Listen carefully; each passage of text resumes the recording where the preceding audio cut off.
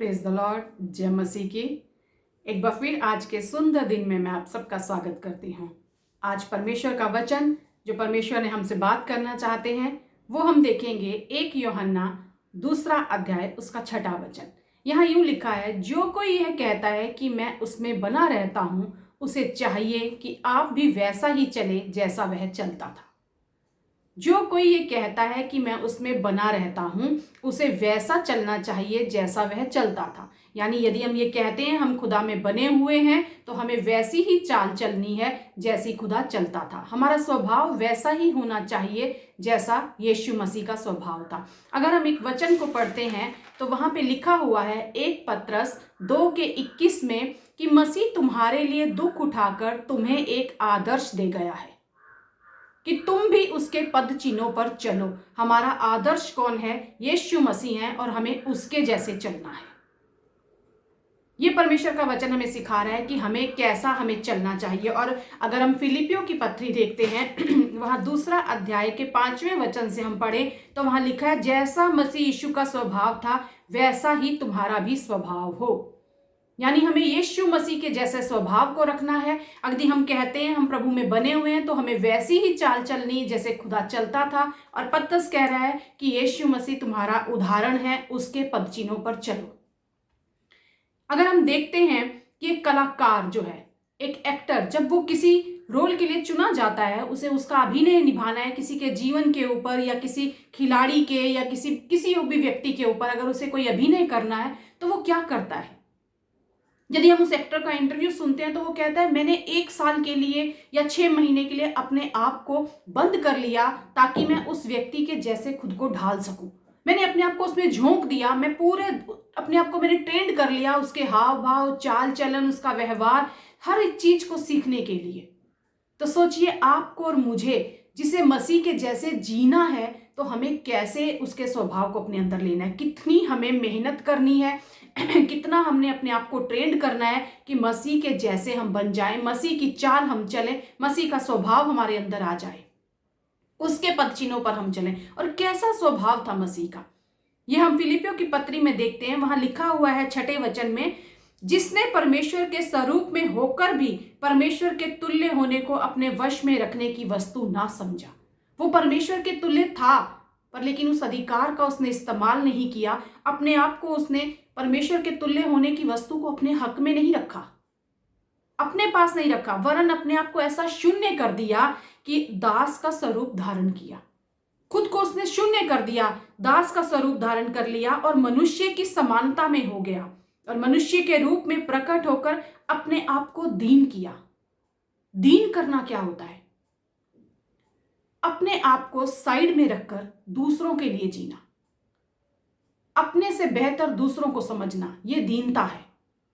जो हम डिजर्व करते हैं उसे नहीं इस्तेमाल करना, उसे साइड में कर देना, लेकिन दूसरों की भलाई के लिए जीना, दूसरों के फायदे के लिए जीना। और यही यीशु मसीह ने किया। अगला वचन कहता है, और अब मनुष्य के रूप में प्रकट होकर अपने आप को दीन किया और यहां तक आज्ञाकारी रहा कि मृत्यु, हां क्रूस की मृत्यु भी सह ली।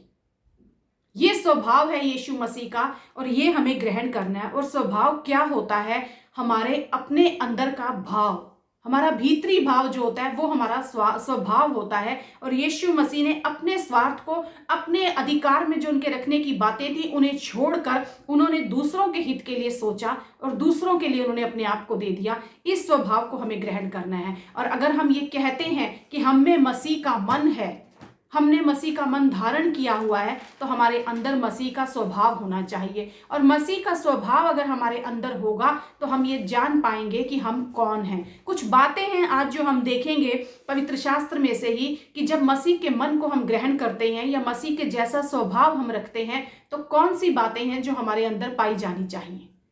आज आप अपने आप को जान सकते हैं इन बातों के द्वारा कि क्या मुझ में ये बातें पाई जाती हैं, क्या मैं कह सकता हूं कि मुझ में मसीह का स्वभाव है।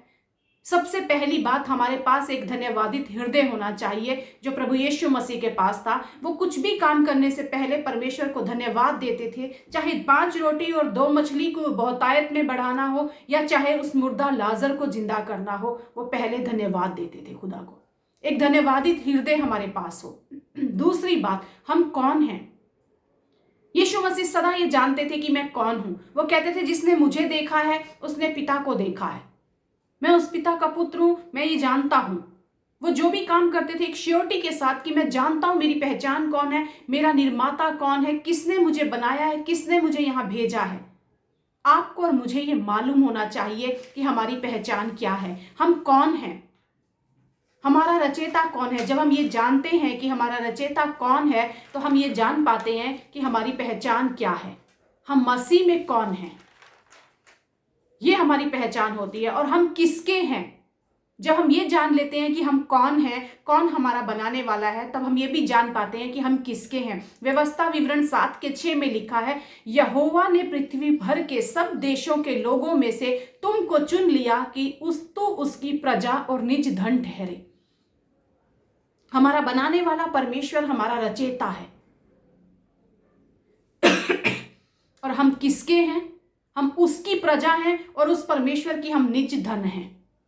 जब हमें ये मालूम हो जाता है कि हम उसका निज धन है, वो हमारा बनाने वाला है, तो हमारे अंदर एक विश्वास आ जाता है। उसके बाद हम ये जान जाते हैं कि हमारे साथ कौन रहता है। फिर हम कभी नहीं ये कहते कि हम अकेले हैं या हमारा कोई नहीं है या हम इस संसार में परेशानियों को झेल रहे हैं तो हमें कोई पूछने वाला नहीं है। यीशु मसीह हमेशा कहते हैं कि मैं और मेरा पिता मेरे साथ रहता है। मैं अकेला नहीं हूं पर मेरा पिता मेरे साथ रहता है। क्यों वो ये बात कह पाते हैं? क्योंकि वो हमेशा अपने आप को अलग करके अपने पिता के साथ बातें करते थे, प्रार्थना करते थे। इसी वजह से वो ये कह पाते हैं कि मेरा पिता मेरे साथ है, मैं अकेला नहीं हूं। यदि आपका और मेरा जीवन एक प्रार्थना का जीवन है तो हम ये कह सकते हैं कि हमारा पिता हमारे साथ रहता है, हम उसके हैं, उसने हमें बनाया है, वो हमारे साथ रहता है। जब हम ये 3 बातें जान लेते हैं तो हम ये जान जाते हैं कि उसका हमारे लिए एक मकसद है। अब हम खुद के नहीं हैं। 1 कुरिन्थियन 6:19 कहता है तुम अपने नहीं हो, तुम अपने नहीं हो। 6:20 में लिखा है क्योंकि दाम देकर तुम मोल लिए गए हो। हमारा जो ये देह है ये पवित्र आत्मा का मंदिर है। इसमें आत्मा वास करता है और ये हमारा खुद का नहीं है, हमें परमेश्वर की ओर से मिला है, परमेश्वर की ओर से दिया गया है। इसलिए हम अपने नहीं हैं, हम दाम देकर मोल लिए गए हैं और अपनी देह के द्वारा हम परमेश्वर की महिमा करें। रोमियो 14:8 में लिखा है यदि हम जीवित हैं तो प्रभु के लिए जीवित हैं, यदि मरते हैं तो प्रभु के लिए मरते हैं। हम जिए या मरे हम प्रभु ही के हैं, अपने नहीं हैं, हम प्रभु ही के हैं। और क्यों हमें प्रभु के ही फिर कार्यों को इस्तेमाल करना है, कि प्रभु के ही कार्यों का उजागर करना है। यही मकसद है उस खुदा का। वो कहता है कि मेरा उजियाला जब मैंने तुम्हारे ऊपर दिया है तो तुम्हारा उजियाला ऐसे चमके कि तुम्हारे भले कामों को देखकर जो स्वर्ग में तुम्हारा पिता है उसकी बढ़ाई हो। तुम्हें उसके गुणों को प्रकट करना है, तुम्हें उसके स्वभाव को धारण करना है। यदि आपके और मेरे अंदर मसीह का स्वभाव है तो हम ये जानते हैं हम कौन हैं, हम किसके हैं, कौन हमारे साथ रहता है, किस उसका हमारे लिए क्या मकसद है। और उसके बाद हम तब जान जाते हैं कि हम एक रिश्ते में रहते हैं। और जब हम एक रिश्ते में होते हैं तो हम सारी बातें उसे खुश करने के लिए करते हैं जो हमसे प्रेम करता है। फिर हमारी इच्छा नहीं होती, पति पत्नी हो या बच्चे माँ बाप के साथ हो, कोई भी रिश्ता क्यों ना हो, 2 प्यार करने वाले हों, वो एक दूसरे के लिए जीना शुरू कर देते हैं। फिर वो हमारे मसीह ने पहले हमसे प्रेम किया, पिता ने हमसे प्रेम किया है कि उसने अपना इकलौता पुत्र हमारे खातिर दे दिया। और जब हम उस रिश्ते में बंध गए हैं तो हमें सिर्फ उसे प्यार करना है, फिर किसी और की प्यार की हमें जरूरत नहीं कि हम ये कहें हमें दूसरों को खुश करना है, हमें उनके लिए जीना है या वो हमारे लिए क्या राय रखते हैं। कई बार हम सोचते हैं कि हमें अच्छा बनकर दिखाना है ताकि सब हमें प्यार करें। हम एक दोहरे रूप को अपनाने लगते हैं। हमें दोहरा रूप अपनाने की जरूरत नहीं है, क्योंकि परमेश्वर का वचन कहता है तुम 2 स्वामियों की सेवा नहीं कर सकते, एक से बैर और एक से प्यार करोगे। और वो एक से प्यार हमें किससे करना है? हमें अपने मसीह से प्यार करना है, हमें उसे खुश करना है। और यीशु मसीह सदा अपने पिता के साथ जुड़े रहते थे और पिता से ही प्रेम करते थे। जब हम ये बातें जान जाते हैं, तब हम जब उससे प्रेम करने लगते हैं तो हमारे अंदर एक सिक्योरिटी आ जाती है, हम उसके ऊपर निर्भर रहना सीख जाते हैं, उस प्रेमी के ऊपर हम निर्भर रहना सीख जाते हैं। इसीलिए पौलुस कहता है कि मैं कुछ नहीं कर सकता खुद से, पर मैं उसकी सामर्थ से सब कुछ कर सकता हूं। वो ऐसा खुदा है, वो ऐसा सामर्थी है कि वो हमारी समझ, हमारी विनती से बढ़कर काम कर सकता है। फिर हम अपनी सामर्थ पर नहीं पर उस खुदा की सामर्थ के ऊपर भरोसा रखने लगते हैं। और यही यीशु मसीह कहते हैं, वो कहते हैं यूहन्ना के 5:19 में, पुत्र आपसे कुछ नहीं कर सकता, केवल वह जो पिता को करते देखता है, क्योंकि जिन जिन कामों को वह करता है उन्हें पुत्र भी उसी रीति से करता है। पिता के द्वारा पाई सामर्थ से ही मैं कामों को कर पाता हूं। हम उस सामर्थ के ऊपर निर्भर हो जाते हैं, फिर हम उसके जैसा बनना शुरू करते हैं। फिर हम कहते हैं अब मेरी नहीं तेरी मर्जी पूरी हो मेरे जीवन में। और यही यीशु मसीह ने किया। वो क्या कहते हैं मरकुस 14:36 में, हे अब्बा हे पिता, तुझसे सब कुछ हो सकता है, तेरे पास सामर्थ है, तू सब कुछ कर सकता है, इस कटोरे को मेरे पास से हटा ले। मैं चाहता हूं मेरी मर्जी पूरी हो, इस कटोरे को हटा ले, तो भी जैसा मैं चाहता हूं वैसा नहीं, पर जैसा तू चाहता है वही हो। जब हम एक रिश्ते में आ जाते हैं, जब हम उससे प्यार करते हैं, जब हम उसे खुश करते हैं, तब फिर मेरी मर्जी नहीं पर हम ये चाहते हैं कि बस अब उसकी मर्जी मेरे जीवन में पूरी हो। मैं अपनी नहीं, अपने भेजने वाले की इच्छा पूरी करने स्वर्ग से उतरा हूं। यीशु मसीह कहते हैं यूहन्ना 6:38 में, अपनी इच्छा नहीं पर जिसने मुझे भेजा है, मैं उसकी इच्छा पूरी करने के लिए उतरा हूं स्वर्ग से, इसलिए मैं आया हूं। फिर हम उसके लिए आज्ञाकारी हो जाते हैं, हम सब कुछ वो करने को तैयार हो जाते हैं, हम वो सेक्रीफाइस करने को तैयार हो जाते हैं, उसके लिए बलिदान करने को तैयार हो जाते हैं, अपने आप का त्याग करने के लिए हम तैयार हो जाते हैं। और यही यीशु मसीह ने किया। वो कहते हैं मनुष्य का पुत्र इसलिए नहीं आया कि उसकी सेवा टहल की जाए, पर इसलिए आया कि आप सेवा टहल करें और बहुतों की छुड़ौती के लिए अपना प्राण दे दे। फिर हम उस प्यार में, उस रिश्ते में देना सीख लेते हैं जो यीशु मसीह हमें सिखाते हैं। हम जान लेते हैं कि अब मुझे त्याग करना है तो मैं उसके लिए भी तैयार हूं, मुझे कोई फर्क नहीं पड़ता। और इसीलिए परमेश्वर का वचन कहता है कि वो इतने आज्ञाकारी रहे प्रभु यीशु मसीह कि मृत्यु, हां क्रूस की मृत्यु तक भी उन्होंने सह ली। ये बातें मसीह के जब स्वभाव को हम ग्रहण करते हैं तो ये मसीह की बातें हमारे अंदर आ जाती हैं। क्या आपके अंदर ये क्वालिटीज हैं? क्या आपके अंदर ये बातें हैं? आप जानते हैं आप कौन हैं, आप किसके हैं, कौन आपके साथ रहता है, उसका एक मकसद है आपके जीवन के लिए। आप अपने नहीं हो, आपको दाम लेकर खरीदा गया है, मोल लिए गए हो आप। और आपको अपनी इस देह से उसकी महिमा करनी है, अपने भले कामों से उस परमेश्वर की बढ़ाई करनी है। आपको कुछ और नहीं करना, आप उसे खुश करना है, उसकी मर्जी पूरी करनी है और त्याग की भावना जो यीशु मसीह के अंदर थी उसे करना है।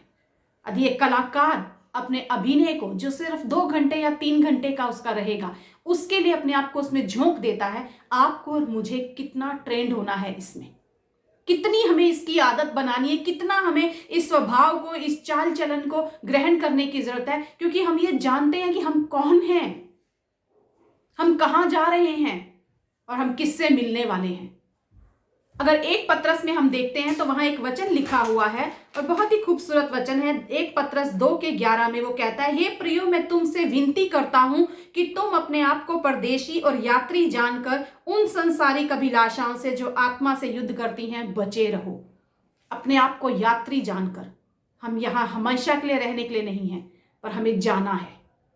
हम किसके हैं, उसके पास हमें जाना है और उसके साथ जाकर सामने खड़े होना है। जब हमने उसको देखना है, उसके साथ रहना है, वो हमारा रचयिता है, तो क्यों ना हम उसके जैसे स्वभाव को ग्रहण करें, उसकी महिमा को प्रकट करें, उसके भले कामों को प्रकट करें, ताकि लोग उसके हमारे भले कामों को देखकर उस पिता की जो स्वर्ग में है बढ़ाई करें।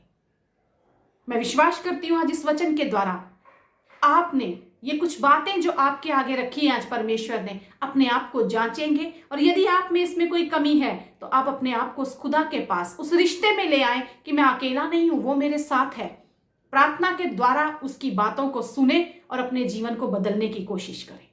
इस वचन के द्वारा परमेश्वर आपके और मेरे जीवन में अपने स्वभाव को भर दे हमारे अंदर, ताकि जब हम चलें तो हमसे मसीह की महिमा होने पाए, हमसे मसीह प्रकट होने पाए और हम सिर्फ उसके नाम की बढ़ाई को लेकर आने वाले बने। धन्यवाद। परमेश्वर इस वचन के द्वारा आप सबके जीवन में अपनी आशीष और बरकत को उंडेले।